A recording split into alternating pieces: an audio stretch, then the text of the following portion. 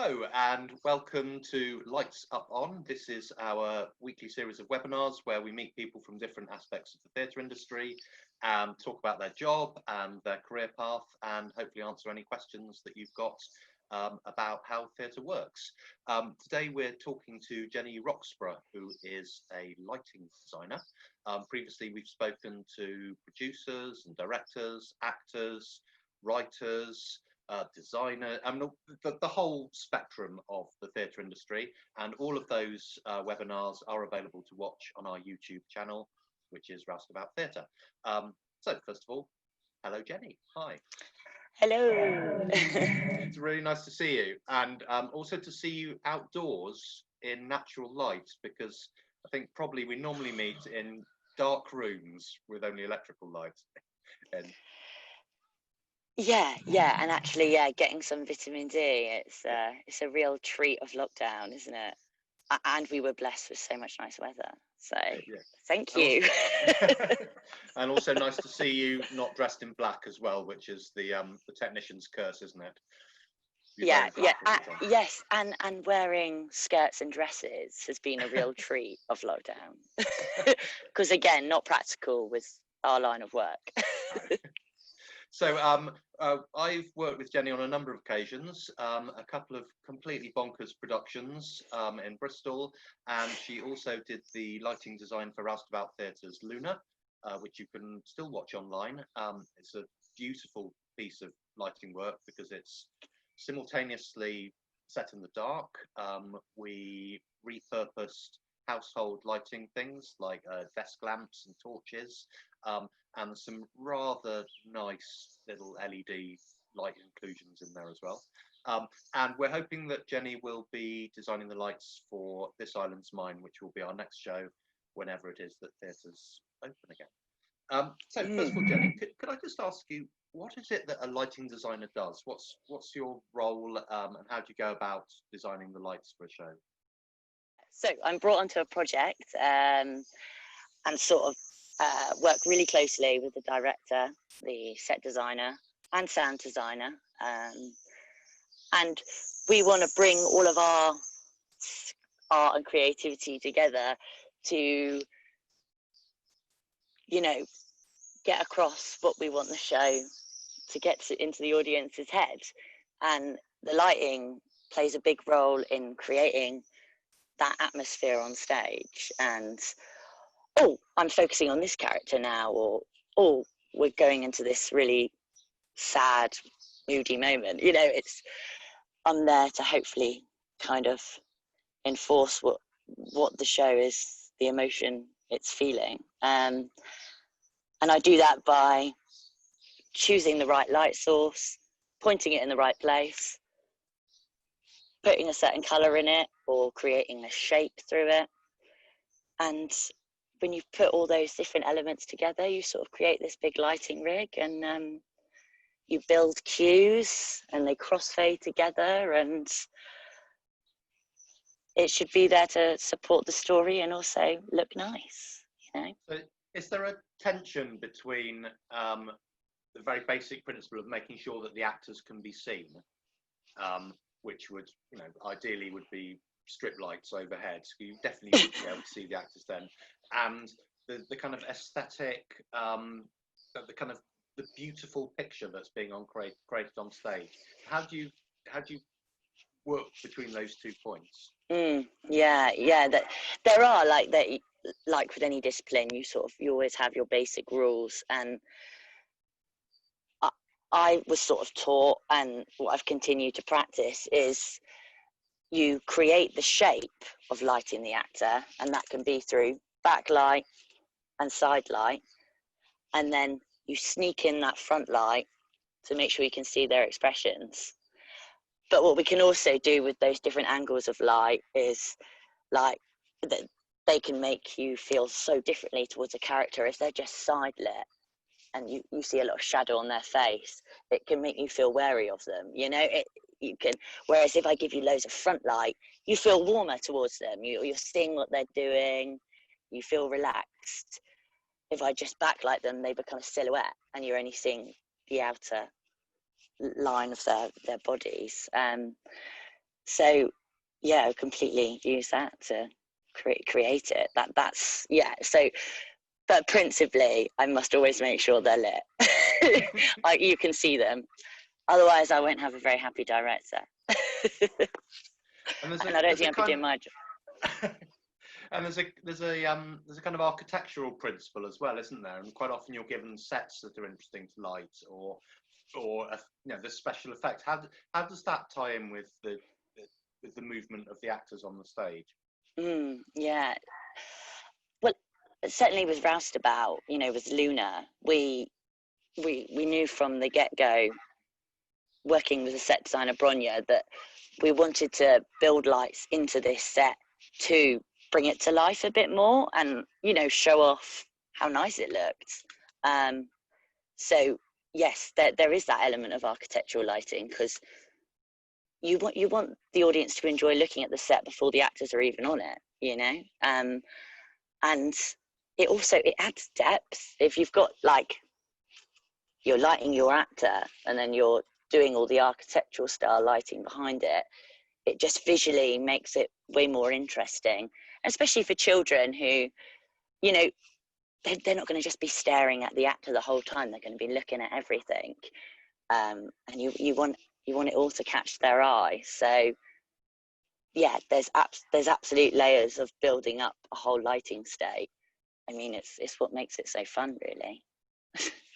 And one of the things which I think is mostly true for you is that the lighting designer's job kind of ends around first performance, doesn't it? Because you then hand that responsibility over to the people who are going to operate the light. Exactly, yeah. So there's a lot of work up to that first performance, and then how does it feel about? Because I know how it feels as a director to have to leave a show alone and walk away from it. Is it similar with lighting design? Oh yeah, because you always feel like you can do more. I don't think you ever leave a project going, yeah, done, completed. Like there's always, like, every time you watch it, you learn more movements from the performers and how you could just light it, or how you'd like to maybe change the mood and the color palette of that state.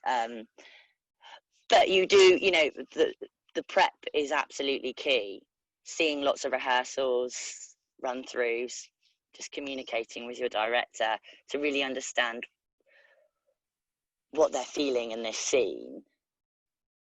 With all that in mind, you then set up a plan for how you want to light each scene or act, depends on what show. And and then when you get into that technical rehearsal in the production week prior to opening night, you've got a vision in your head to sort of work off. And then sometimes you get into a space, you play with new kit, you have some time, and you discover new things and new elements you add to it and build to it. And often from that, you want to play with it even more. But the principle is you get it all programmed in, running smoothly, get your operator happy, and yeah, opening night it's in your hands now. You've got this. Time to move on to the next one, like, because you can't stay with it forever, can you? And is it principally theatre that you work in, or have you also worked in dance or music or film or? Yeah, it has fallen that way. I love dance and lighting for dance, because that's quite a different discipline, because it isn't all about seeing their faces, it's about seeing their bodies. But I've only done a couple of dance jobs, and in music I've done a bit for the Arnolfini and lighting for music events, and again that's that's less prep and more programming lots of options, and then you just feel it. You actually just fade between, like they call it busking, and yeah, you're just fading between different lighting states depending on what the tone of the music, really, and that also sets the pace of it. But yes, I would say predominantly theatre. We are a family, really, aren't we? We all like working. This is a nice thing, once you've worked with a designer, a director that you've got a good bond with, you want to keep doing it, because that's what makes the job even more enjoyable. One of the things that I've noticed about the way that you work is some lighting designers, that would be the end of how they see their role. You know, they design lights for shows, they create the states, train the operator, and then they move on to the next job. But I've noticed that your work extends far beyond that, and that you have a kind of, I would put it as a kind of community awareness, or a kind of ethos, or a kind of social function about. And I've always admired what it is that you do, and I just wonder if you could just tell us some of the things that other ways that you've used your skills to support people. Yeah. Oh, thank you. Yeah. Well, it was when I realised, Bristol was going to remain my base. And after I'd worked a few years sort of as a lighting technician, programmer, to, work my way up to be ready to design, I just realised I didn't want to just go in, light a show, and then leave on opening night, because it's rewarding to get your work out there, but it isn't rewarding because you don't feel like you've helped out. For my role, I'm like, what have I done? So yeah, I just sort of started looking into what community work was going on in Bristol, and that's sort of where I discovered companies like Creative Workspace, and how much actually just having a bit of electrical knowledge can really help out these companies. And so yeah, just started spending more time doing that, and actually, and working for Boom Satsuma as well, I started to find it very rewarding, because I was seeing students from their first year to their third year, and watching, this free education they're getting, and how they would transform as a performer. And then that's developed into, they have a production arts course, and I've now introduced sort of teaching their students whilst we're putting on a production. And it's just like, yeah, it just feels really good, because I didn't know anything about backstage theatre. Even when I started training at Bristol Theatre School, I was totally green to it. I just liked theatre. I knew I wanted to do something backstage. And, getting, working with students at a young age and making them realise all these different opportunities, it just feels really good. So yeah, it's really important to me to do as much as that as I do with the lighting design work. Yeah, I think it just, I don't know, it keeps it fresh for me in a way. Yeah. And for those of you who don't know Bristol, Creative Workspace is a community-led. It functions as a rehearsal room and as a meeting space, and it has a community cafe in it. And what did you help put their lighting rig in? Yeah, well, we got to the consultation stage and prepared, but sadly, there's been some funding difficulties there, so that's on hold for now. But yeah, that was the plan.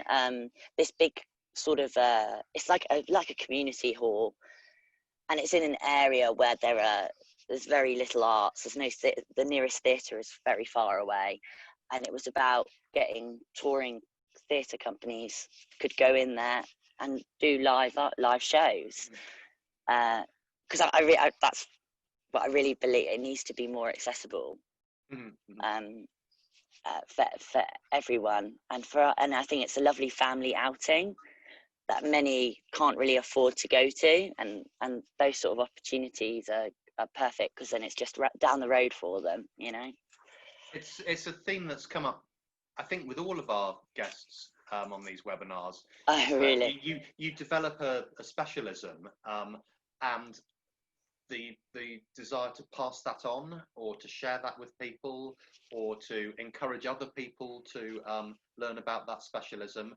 And I think maybe without realizing it, the people we've chosen to speak to all have this vision that actually we aren't artists sitting in ivory towers producing great works that will last forever. Rather, we're people who are part of a much larger vision of a kind of social function of the world. Oh yeah, Yeah. It's that's so interesting good. it's interesting you saying that you knew nothing about backstage work when you started your training. Could you just talk through how you ended up becoming a lighting designer? What was your path? Yeah, yeah. It was you know, I had a great. My mum is great, and she took me to lots of live performance when I was younger, and I always really loved it. And and also when I was younger, I was like a classic dance kid, and I sort of got to my mid-teens, and I was like, I don't want to do this as a career. Like it was fun, and I think I just like it was. So I grew up in Portsmouth, and we have a theatre called the King's Theatre in Southsea, and there was a company who let me come in backstage and just sit by the lighting ops, the sound art, and backstage with the stage management, and just learn what the heck they get up to, because as an audience member, you're kind of you're oblivious to it, and that's kind of the point. And so I saw a bit of this, and I was like, well, you can like make a career out of this. And that's when I was just doing A levels at college, and like the dance course needed like a lighting person for their rock challenge. It's like a big national dance challenge competition.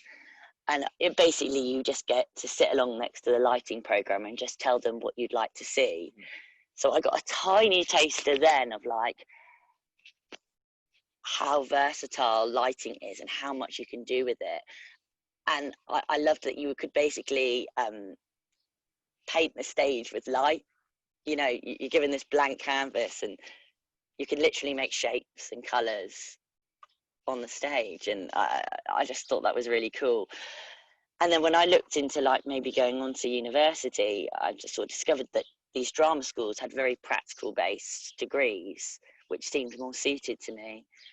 And I liked that with somewhere like Bristol Theatre School, you can try a bit of all the different departments, whether it's set building, stage managing, lighting, sound, and then specialise where you want to go. So I thought, well, that sounds great. I can spend a couple of years trying a bit of everything and see what my specialty is. And I sort of knew in my first year, I found lighting, well, the most challenging, because when you're starting from the bottom, you've got a lot to learn. But the design element in it just felt so comfortable. And I thought, okay, well, if I keep working through the challenging stuff, so I can get to that design level. And I had this incredibly supportive tutor, Paul Dennant, who really just worked through it with me, really, one-on-one, taught me a lot of things. He gave me a lot of time. And yeah, then in your final year, you get thrown in and you design some shows, and you sort of test the water then as to, am I cut out for this? And I feel like I found a new confidence in what I was doing and thought, cool, I'm gonna keep at this. And that's where you go. And so, yeah, I think if you're 18 or however old and you don't know what you want to do, but you sort of like you do like theatre and want to be backstage, yeah, going to a drama school is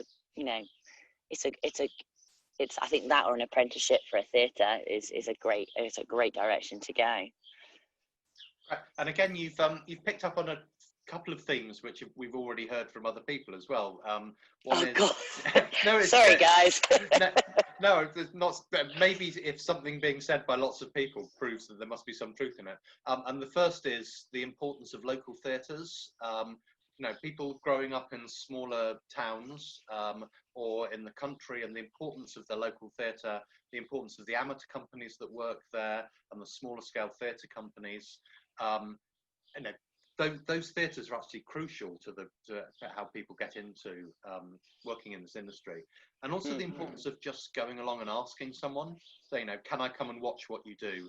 I'm interested in this. Can I just hang out with you for a week and see what it is? And actually, the openness that's in the industry to people just coming along and watching what you do it's a lot of people's first key moments are associated with that, just turning up and asking the question. Right. We've got some questions coming in from our attendees. If you're new to these webinars and you're not sure how they work, there's a little button on the bottom of the screen called Q&A, and if you click on that, you can ask a question.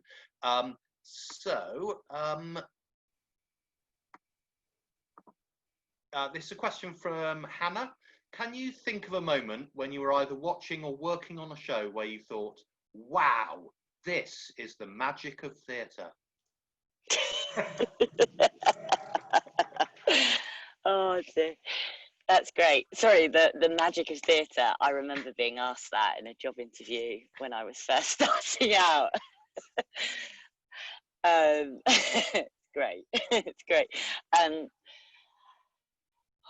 Is there a moment? Yeah. Okay. It's okay. Many would agree it's not the best show, but technically it's very good. I'm sure maybe lots of people have seen it. We Will Rock You. Yeah. No. Ignore the storyline. Technically, what they were doing with lighting and sound, and especially at the time, I mean, when I saw it as I was 16, 17 or something, lights were nowhere near as advanced as what they are now, and how we program them. And it was incredible what they were creating all these out of space effects through light. And I just remember seeing that and being completely blown away, because often you don't really notice lighting in shows, and that's okay. That sort of means they're doing a good job.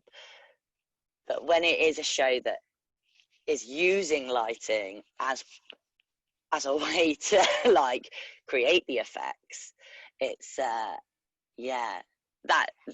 was I suppose a magic moment for me. You'll have to try and see the show. I don't know about that type. This is sort of linked, but we're going to. No, this isn't a counselling session, but let me take you back into your past.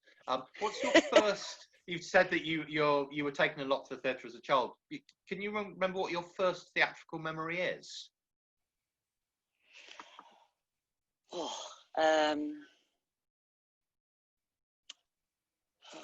God. Yeah. Okay. That's.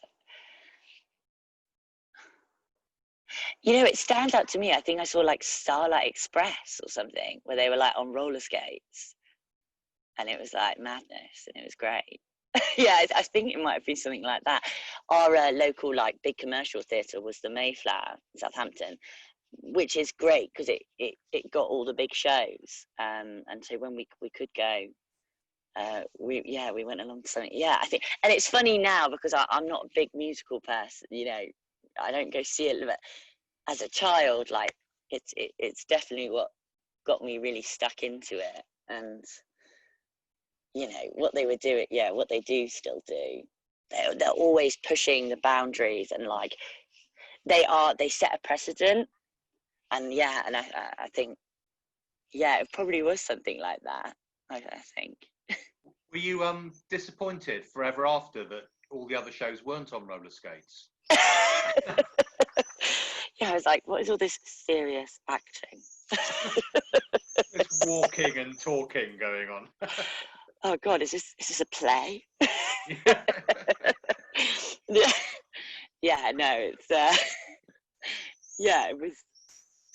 It did set the bar high. If you hadn't been a lighting designer, what would you have been? Not even necessarily in the theatre. Did you have another option? Oh God. No, I mean, crikey, options. Yeah.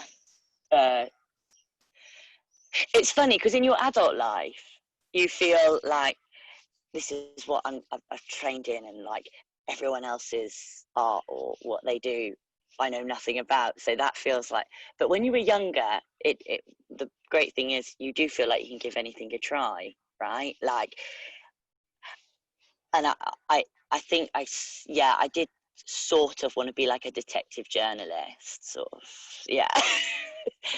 I I really enjoyed English at school, and like went on to do it at A level, and but all my friends in that class seemed to be going on to do journalism, and I thought, nah, I don't want to go do what everyone else is trying to get into. I'm one of those people.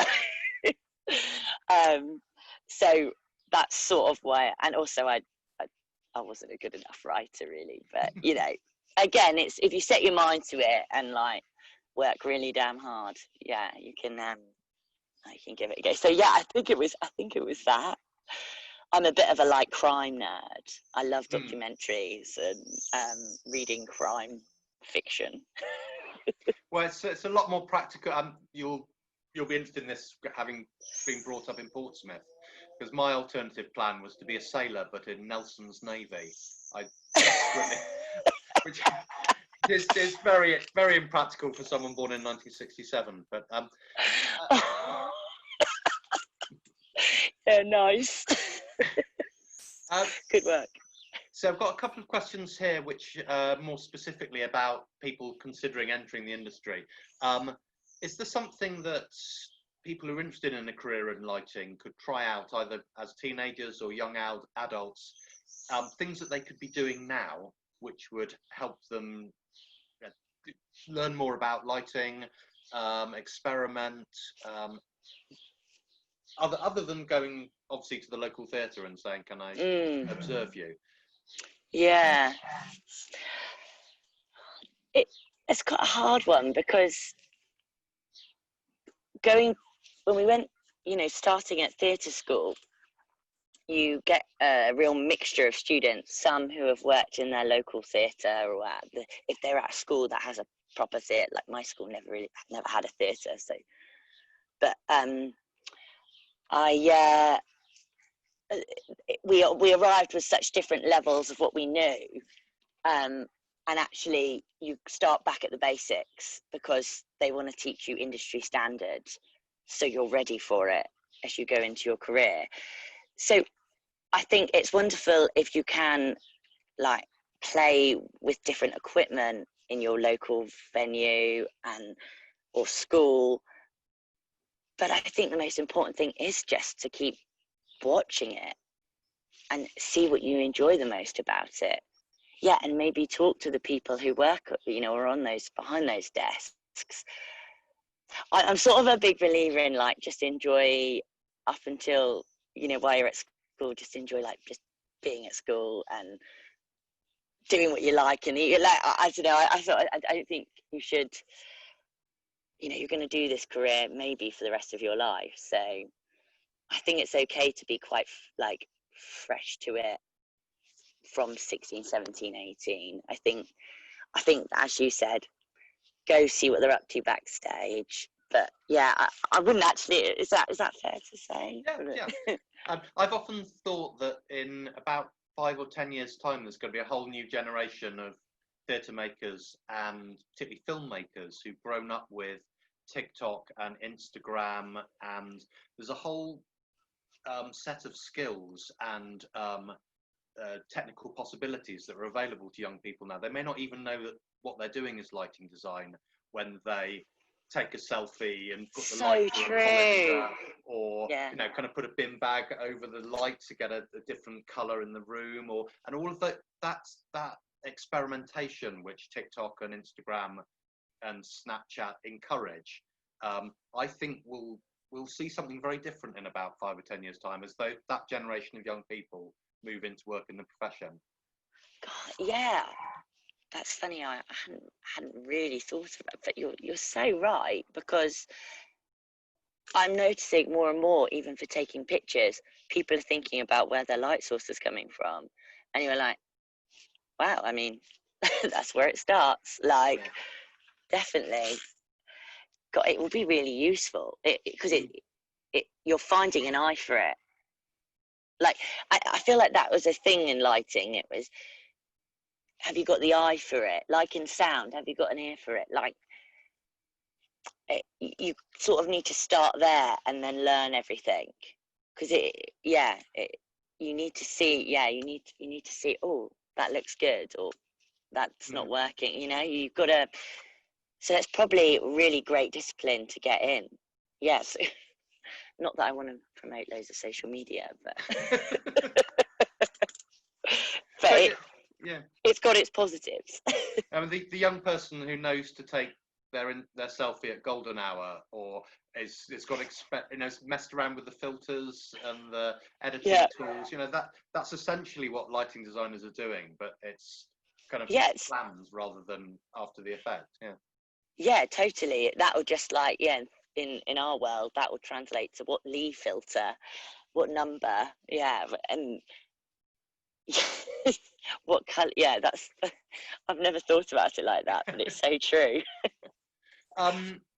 RG asks, what 3, or more if you wish, what 3 skills do you think are really important in your job?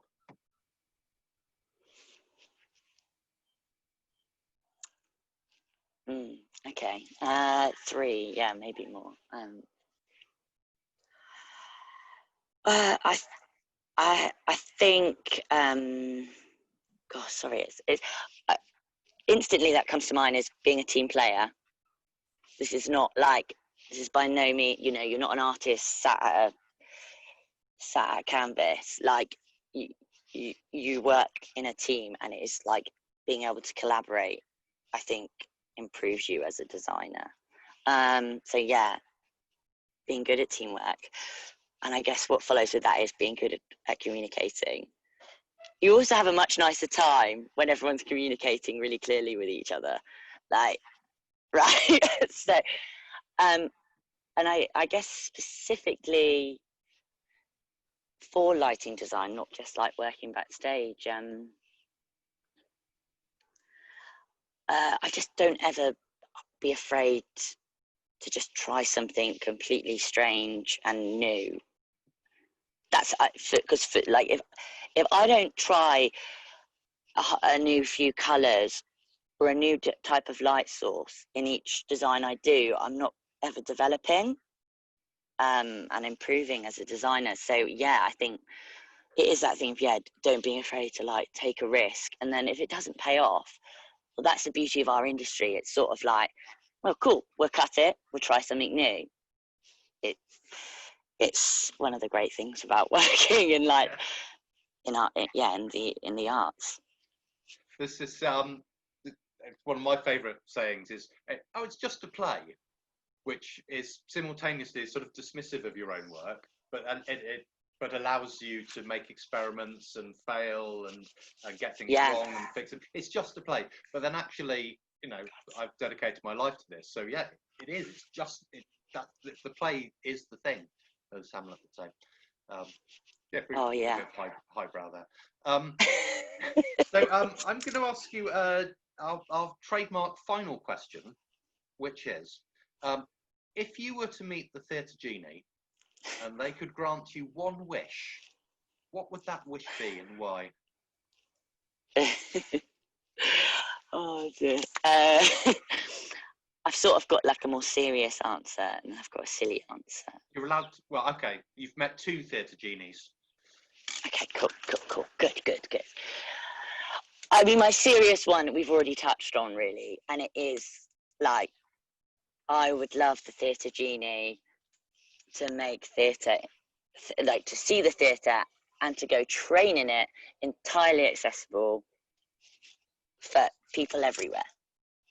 That is like, oh god, if all these little small areas, and it's great, the Arts Council do really support like rural touring, but that we still haven't quite got it, because we still seem to go to very nice villages, and actually I want to go to places, I want to get to more places that don't have a nice community centre, and we're somewhere, but it's a start. So yes, I would like, and I want more people to feel like they can get into it, you know, like, yeah, I don't want it to matter what their background is or who they are. Yeah, that's my serious Genie answer.